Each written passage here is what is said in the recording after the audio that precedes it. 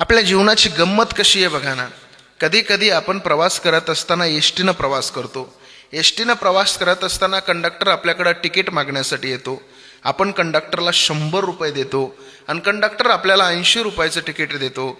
त्याच्याकडे 20 रुपये आपल्याला देण्यासाठी नसतात, म्हणून कंडक्टर सांगतो, उतरताना तुमचे 20 रुपये आठवणीनं माझ्याकडून घेऊन जा. गाडीचा प्रवास सुरू होतो. प्रवास सुरू असताना आपल्याला खिडकीजवळ जागा मिळते. खिडकीमधून बाहेर डोकावून पाहिलं तर प्रचंड सुंदर निसर्ग असतो.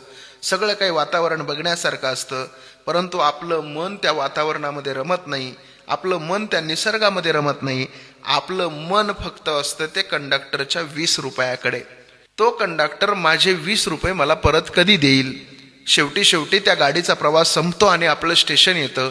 आपण आपल्या स्टेशनवर उतरतो. घाई गडबडीमध्ये उतरत असताना आपल्या लक्षात राहत नाही की आपल्याला कंडक्टरकडून 20 रुपये घ्यायचे आहेत आणि आपण तिथून निघून जातो.